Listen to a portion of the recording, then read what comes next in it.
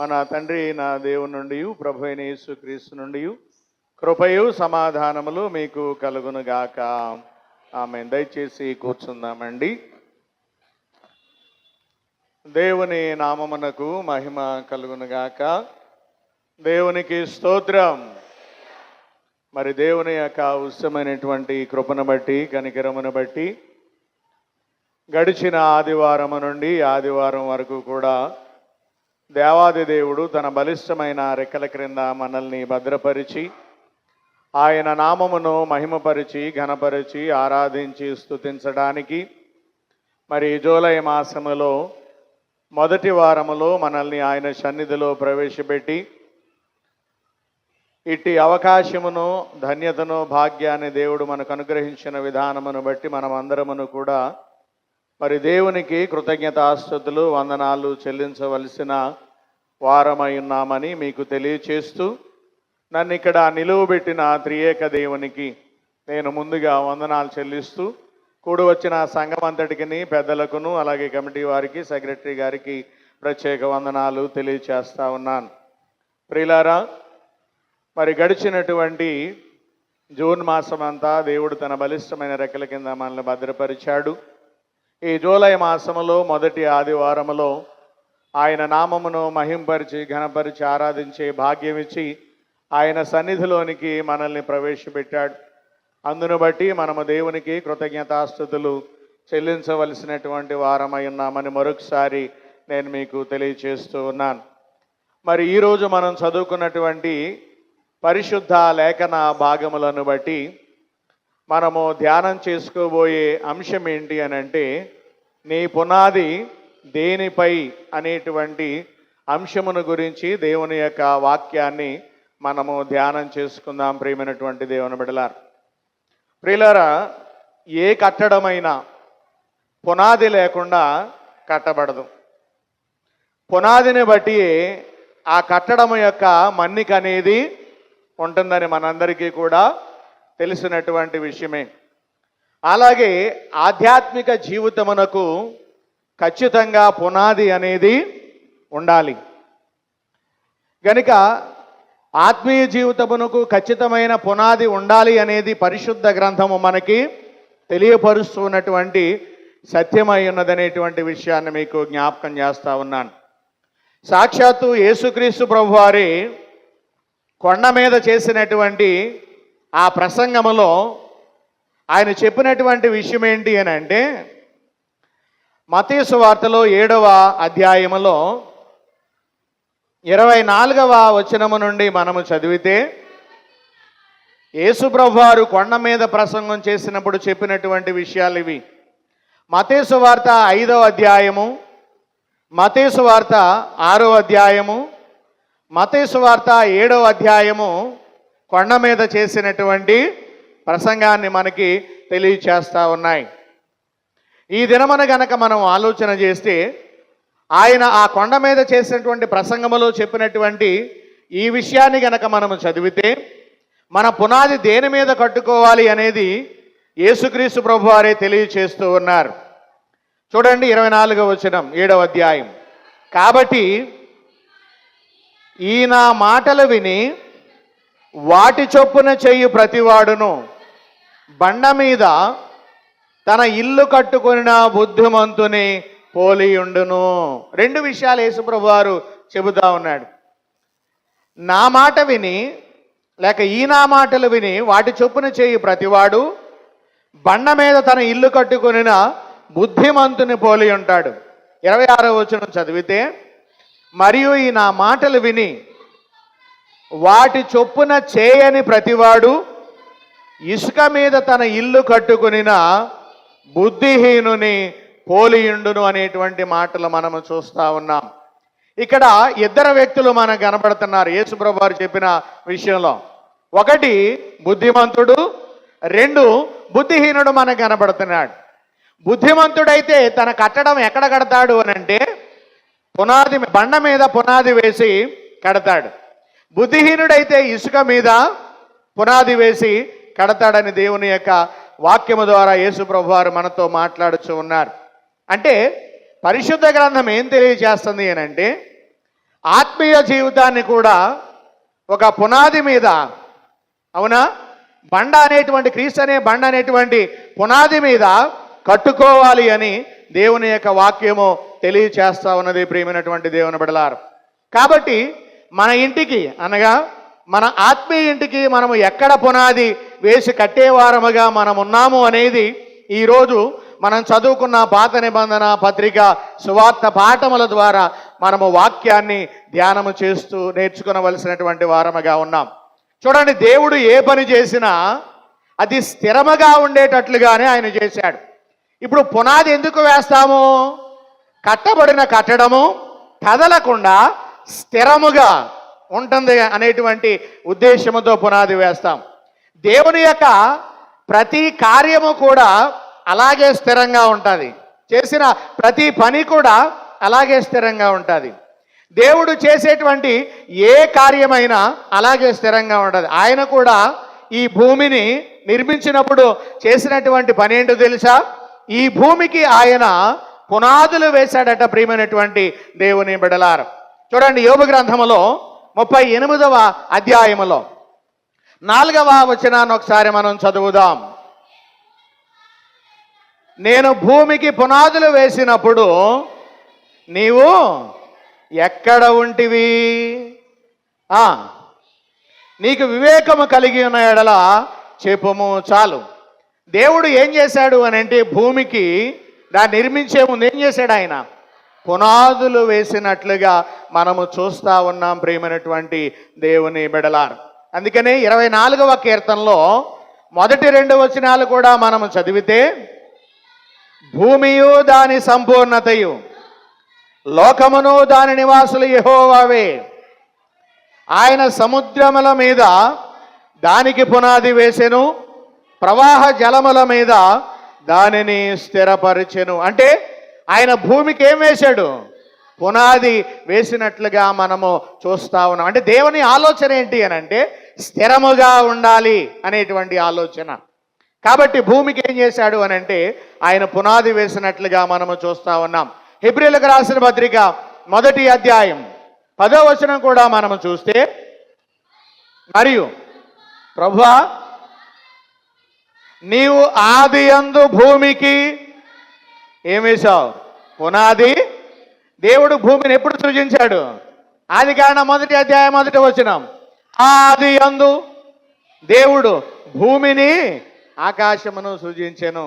అంటే ఇప్పుడు ఆదియందు భూమికి ఏం వేశాడు? ఆయన పునాది వేసినట్లుగా మనము చూస్తా ఉన్నాం.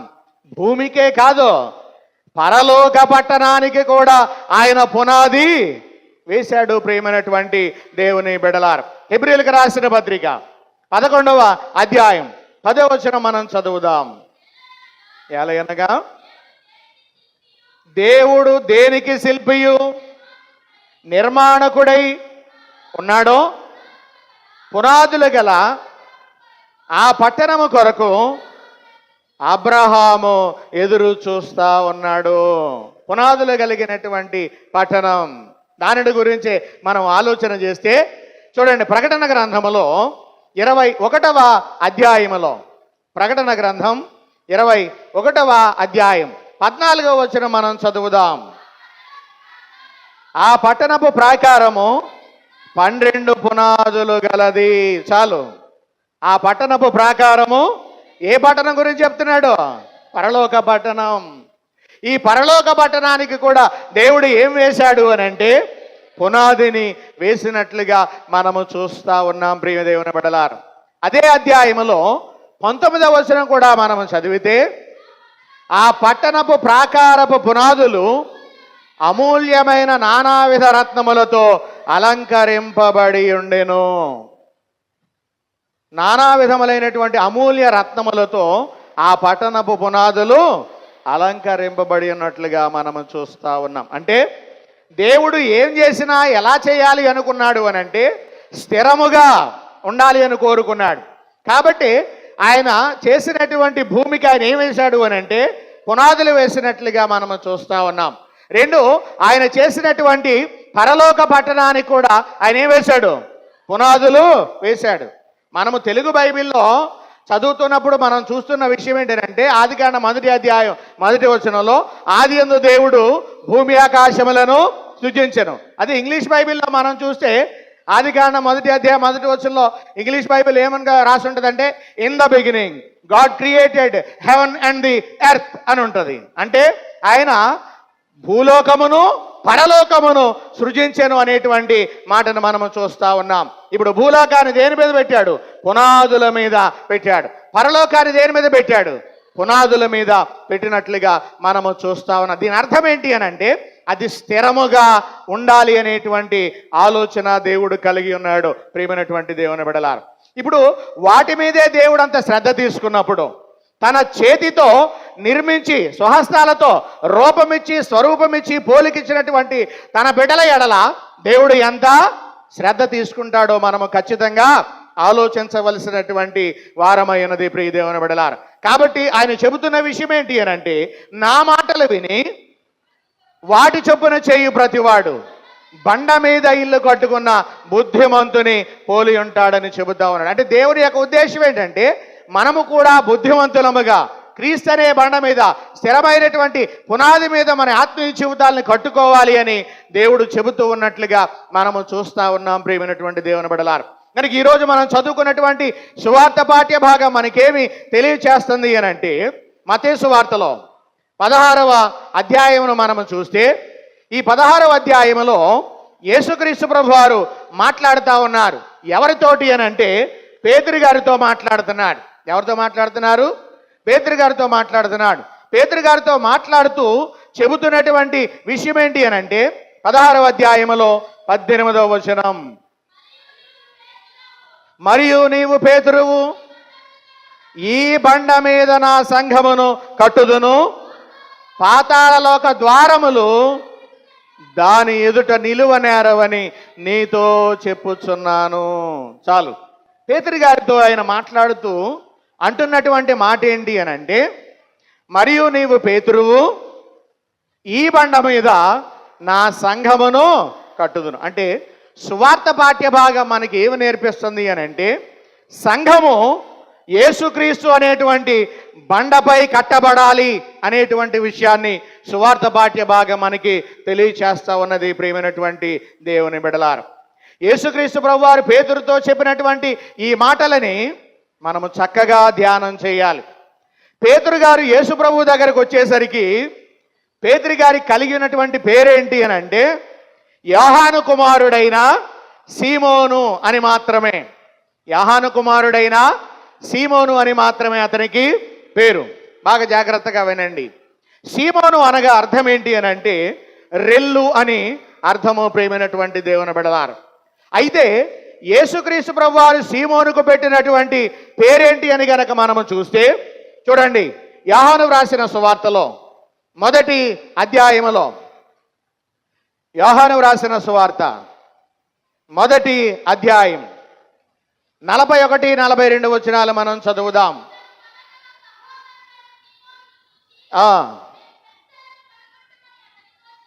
అతనితో చెప్పి యేసునద్దకు అతని తోడుకొని వచ్చెను.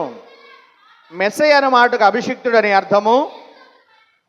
ఆ అభిషిక్తుడైన యేసు అతని వైపు చూచి నీవు యోహాను కుమారుడవైన సీమోనువు అంటే యేసు ప్రభు వారి దగ్గరకు వచ్చేసరికి పేతురు గారికి అంతకు ముందున్న పేరేంటి? యోహాను కుమారుడైన సీమోను అని మాత్రమే. ఇప్పుడు అదే యేసుక్రీస్తు ప్రభు వారు ప్రస్తావిస్తున్నారు. నువ్వు యోహాను కుమారుడవైన సీమోనువు, అయితే నీవు కేఫా అనబడుదు అని చెప్పాను. కేఫా అను మాటకు రాయి అని అర్థము. ప్రియమైనటువంటి దేవుని బిడ్డలారా, అంటే యేసుక్రీస్తు ప్రభు వారి దగ్గరకు వచ్చేసరికి అతనికి సీమోన్ అనే పేరు. ఇప్పుడు తర్వాత యేసుక్రీస్తు ప్రభు వారు అతనికి ఏమని మార్చాడు పేరు? కేఫా అని మార్చినట్లుగా మనము చూస్తూ ఉన్నాం. ప్రియమైనటువంటి దేవుని బిడ్డలారా, కేఫా అంటే రాయి అని అర్థము. ప్రియమైనటువంటి దేవుని బిడ్డలారా, ఇప్పుడు పేతురు గారితో ఆయన మాట్లాడుచున్నటువంటి మాటను మనము చూస్తే ఈరోజు సువార్త పాఠములో మరియు నీవు పేతురువు, పేతురు అంటే రాయి, మరియు నీవు రాయివి, ఈ బండ మీద నా సంఘమును కడతాను అని ఆయన అన్నట్లుగా మనము చూస్తూ ఉన్నాం. ఇప్పుడు బండ అంటే మనం ఆలోచన బండ అంటే రాయా? ఎంత గొప్పోళ్ళండి మీరు. బండ వేరు, రాయి వేరు. మీకు అర్థం అవడం కోసం మరలా చాలాసార్లు చెప్పాను, మరలా చెప్తున్నాను. దేవుడైన యెహోవా ఏమై ఉన్నాడు? ఏమై ఉన్నాడనంటే కీర్తనల గ్రంథం 33వ అధ్యాయం 2వ వచనం కూడా చూడండి. నా కొండ నా కోట నీవే. చాలు. కొండ ఎవరు చెప్పండి? దేవుడైన యెహోవా. కొండ దేవుడైన యెహోవా. అందుకనే కీర్తనకారుడు నా కొండ నీవే అంటున్నట్లుగా మనం చూస్తున్నాం. ఇప్పుడు కొండను పగలగొడితే వచ్చేదేంటి? రాయ. కొండను పగలగొడితే వచ్చేది బండ. కొండను పగలగొడితే వచ్చేదేంటి? బండ. ఇప్పుడు ఆ బండ ఎవరు అని అంటే కొరింథీ మొదటి ఉత్తరములో 10వ అధ్యాయములో మొదటి నుంచి మనం చదువుదాం. సహోదరులారా, కొరింథీ మొదటి ఉత్తరం అంటే కొరింథీలకు రాసిన మొదటి పత్రిక అని అర్థం. రైట్, కన్ఫ్యూజ్ అయిపోయారు. 10వ అధ్యాయం మొదటి వచనం. సహోదరులారా, ఈ సంగతి మీకు తెలియకుండా నాకు ఇష్టం లేదు. అదేదనగా మన పితరులందరూ మేఘము క్రింద ఉండిరి. వారందరూ మోషేని బట్టి మేఘములోను సముద్రంలో నడిచిపోయిరి. సముద్రములో బాప్తీసం పొందారు. అందరూ ఆత్మ సంబంధమైన ఒకే ఆహారమును భుజించిరి. అందరూ ఆత్మ సంబంధమైన ఒకే పానీయమును పానము చేసిరి. ఏలయనగా తమ్మును వెంబడించిన ఆత్మ సంబంధమైన బండలోనిది త్రాగిరి. ఆ బండ క్రీస్తే.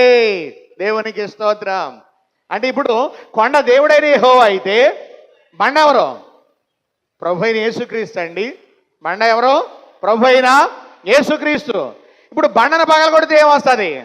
రాయి. మరి రాయి ఎవరు? పేతురా. దేవునికి స్తోత్రం. చెబుదా పేతురే. కానీ రాళ్ళు ఎవరు అని కనుక మనం ఆలోచన చేస్తే చూద్దాం. చూడండి, ఆ పేతురు రాసిన మొదటి పత్రిక మనం చదువుకున్న పాఠంలోనే 2వ అధ్యాయం 5వ వచనం. యేసుక్రీస్తు ద్వారా దేవునికి అనుకూలములకు ఆత్మ సంబంధమైన బలులను అర్పించుటకు పరిశుద్ధ యాజకులుగా ఉండునట్లు మీరును సజీవమైన రాళ్ల వలె ఉండి. ఆగుదాం. అంటే ఇప్పుడు సజీవమైన రాళ్ళు ఎవరు? మనమేనండి.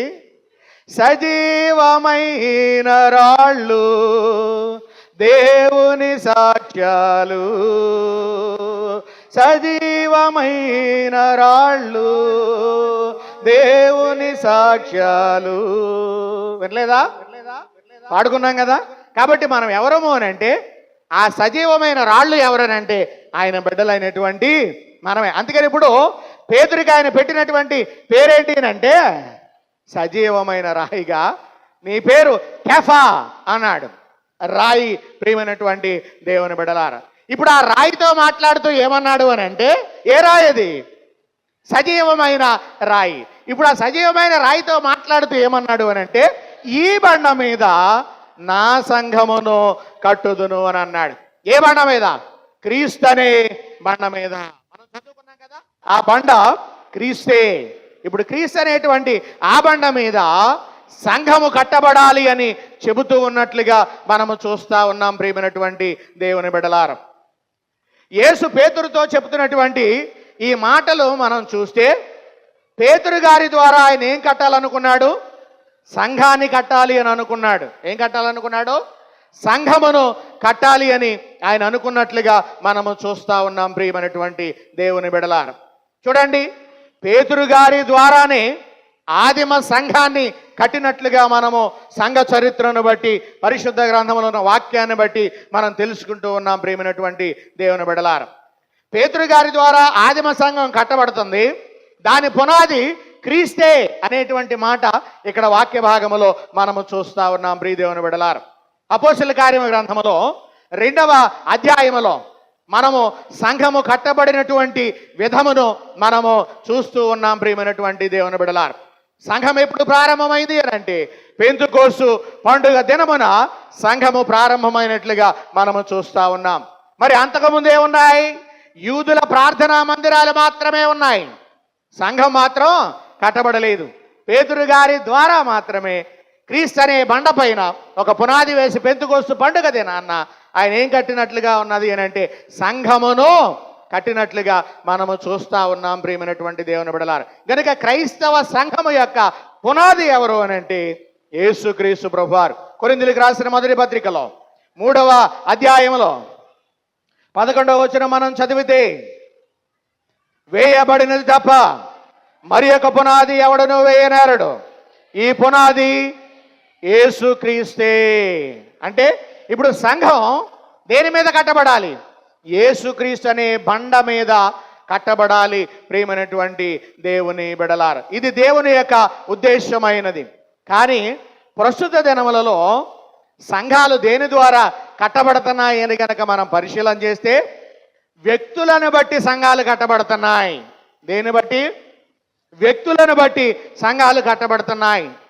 కులాలను బట్టి సంఘాలు కట్టబడతా ఉన్నాయి.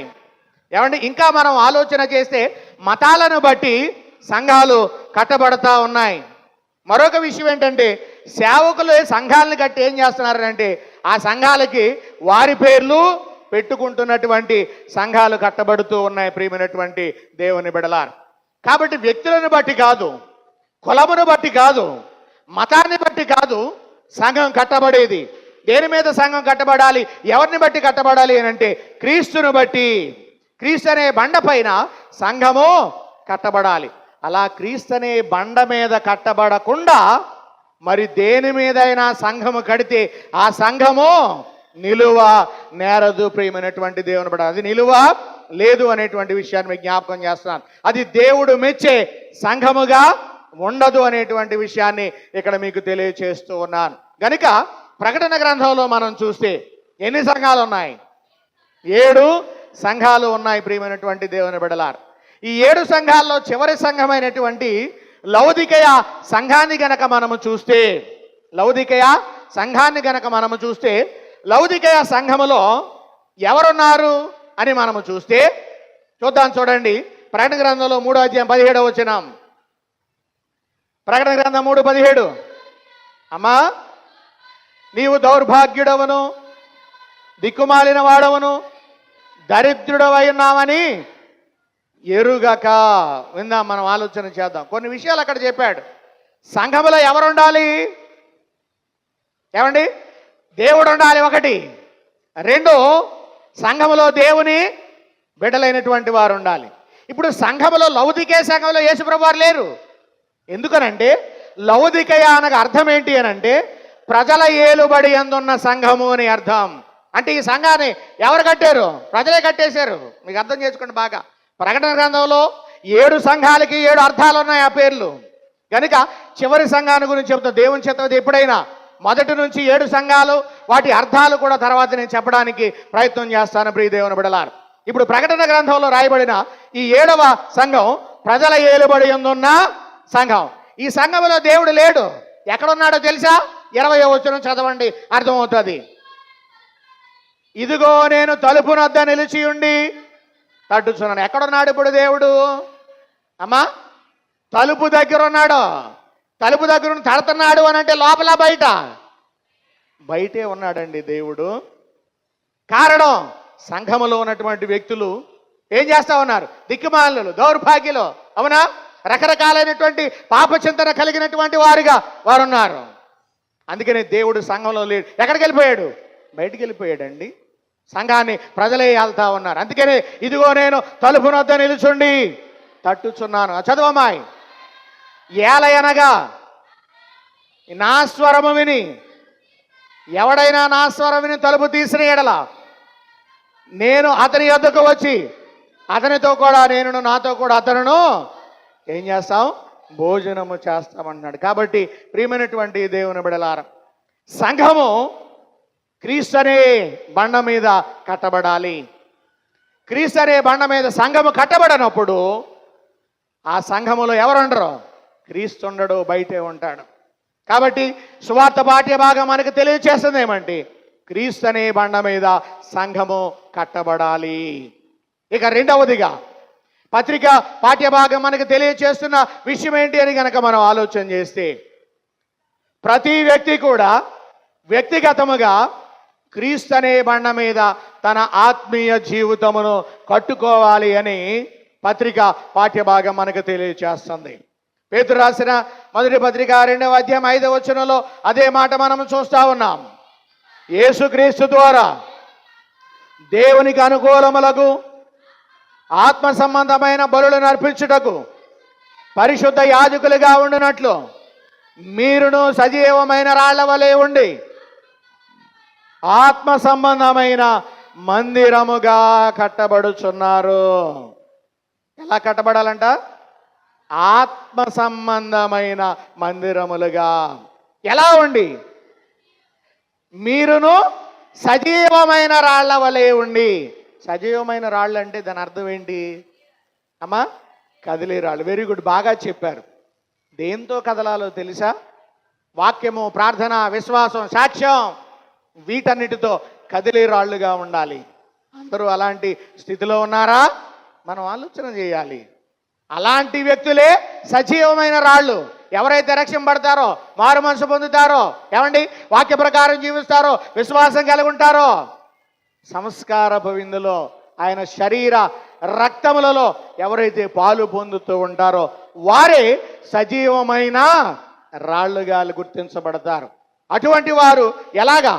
ఆత్మ సంబంధమైన మందిరముగా కట్టబడాలని దేవుని యొక్క వాక్యం తెలియచేస్తా ఉన్నది. ప్రియమైనటువంటి దేవుని బిడ్డలారా, నేటి దినాల్లో చాలామంది మందిరాలు మారుస్తున్నారు కానీ వాళ్ళ సజీవ ఆత్మ మందిరాలను కట్టుకుంటలేదు. చాలామంది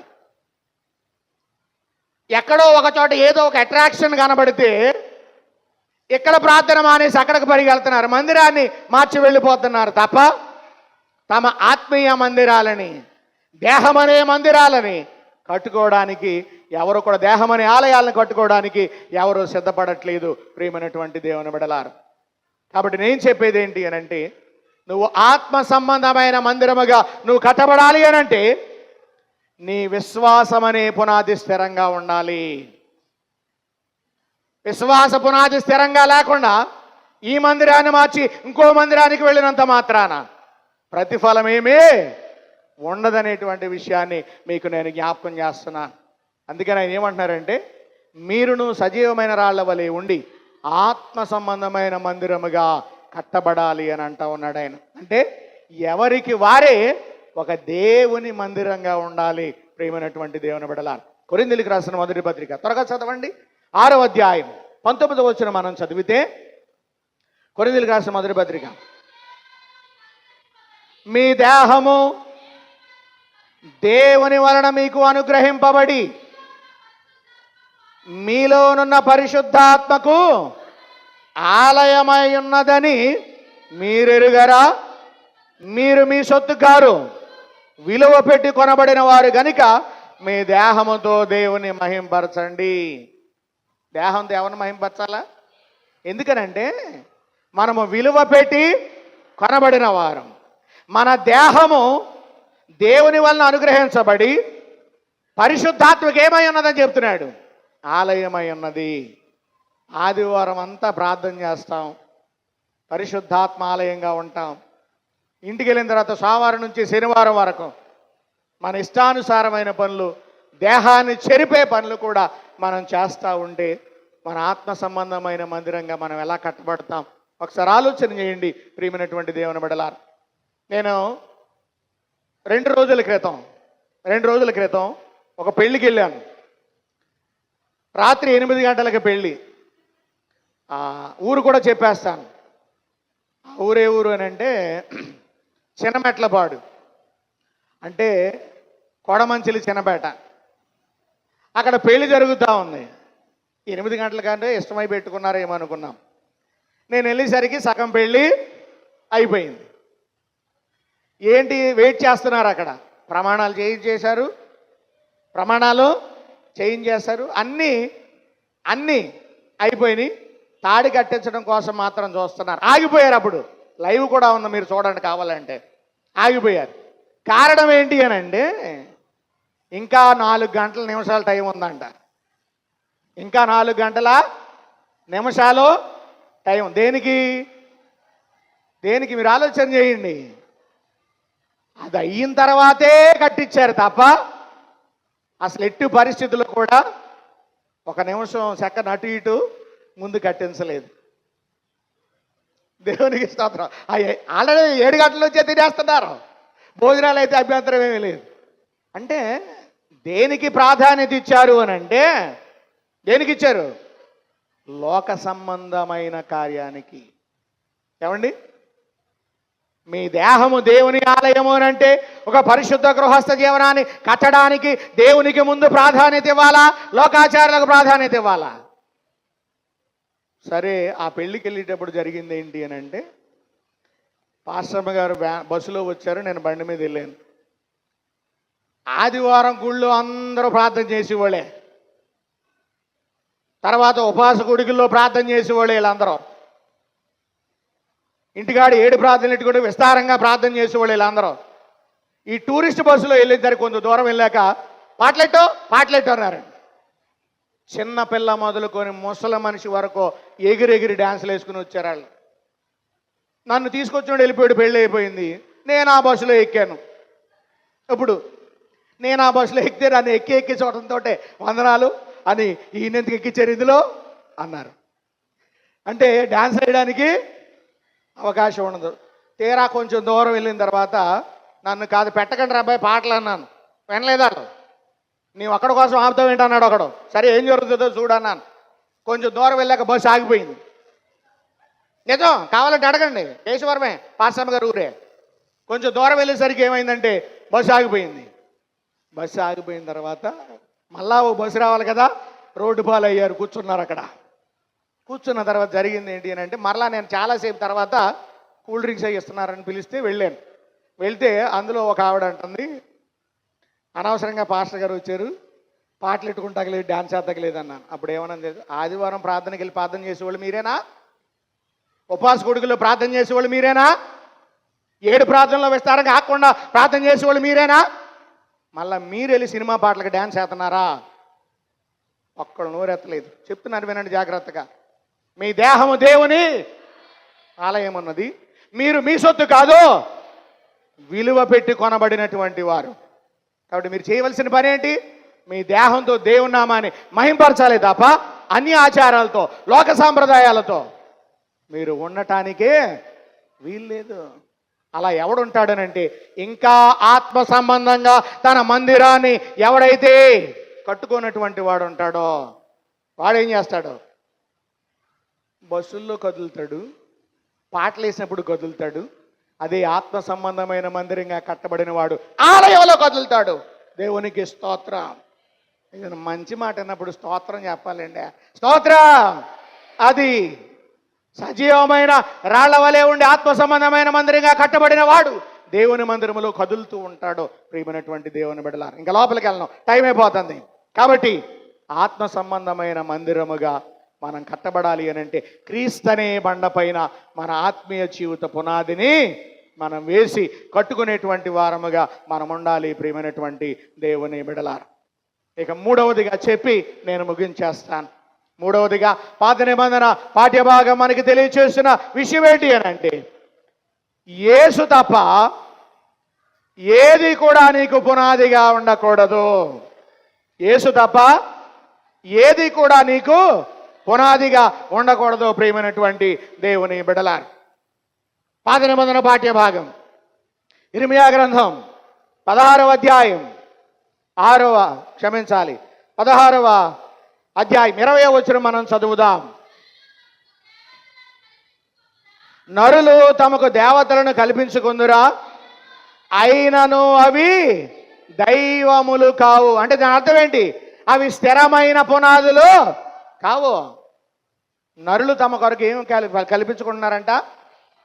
దేవతలను కల్పించుకుంటున్నారు. ఎవరిని? దేవతలను కల్పించుకుంటున్నారు. అయినను అవి దైవములు కావు. అంటే పునాదులు కావయ్యి. నిజమైన పునాది ఎవరు? యేసుక్రీస్తే. మీకు అర్థమవుతుందా? కాబట్టి అవి దైవములు కావంటే పునాదులు కావు. అవేంటి? విగ్రహాలేనండి, కల్పించుకున్నాయి. ఇది విమర్శ కాదు, వివరణ. పరిశుద్ధ గ్రంథం అంతా క్లియర్గా చెబుతా ఉంది. కీర్తనలో ఒక అధ్యాయమే ఉన్నది దీని కొరకు. ప్రియమైనటువంటి దేవుని బిడ్డలా. అందుకని పౌలు ఏమంటాడు తెలుసా? కొరింథీ మొదటి ఉత్తరములో 8వ అధ్యాయములో 4వ వచనం మనం చదువుదాం.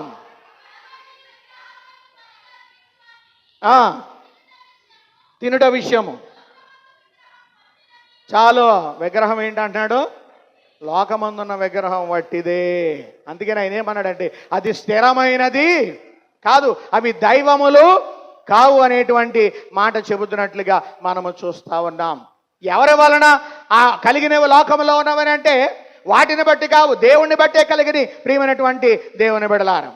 అందుకని దేవుడు ఒక్కడే, ఆ ఒక్క దేవుడే తప్ప ఇంకా ఎవరో లోకమందు దేవుళ్ళు లేరు అనేటువంటి మాట తర్వాత వచనములో మనము చూస్తూ ఉంటాం. ప్రియమైనటువంటి దేవుని బిడ్డలారా, 5-6 వచనాలు కూడా మీరు ఇంటికి వెళ్ళిన తర్వాత చదవండి. కాబట్టి సమస్తమును కట్టినటువంటి వాడు ఎవరు చెప్పండి? దేవుడే.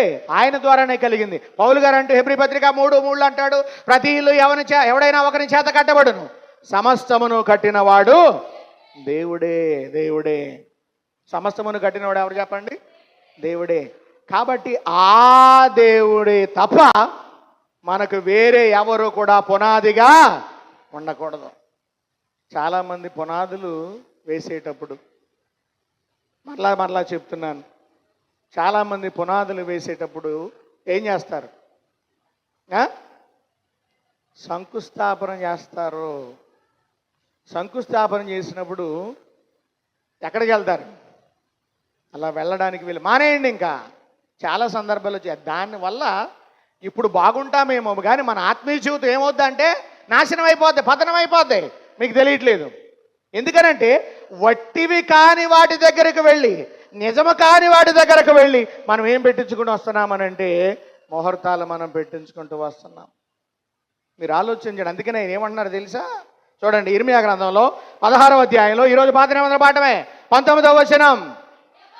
యెహోవా యెహోవా నా బలమా, నా దుర్గమా,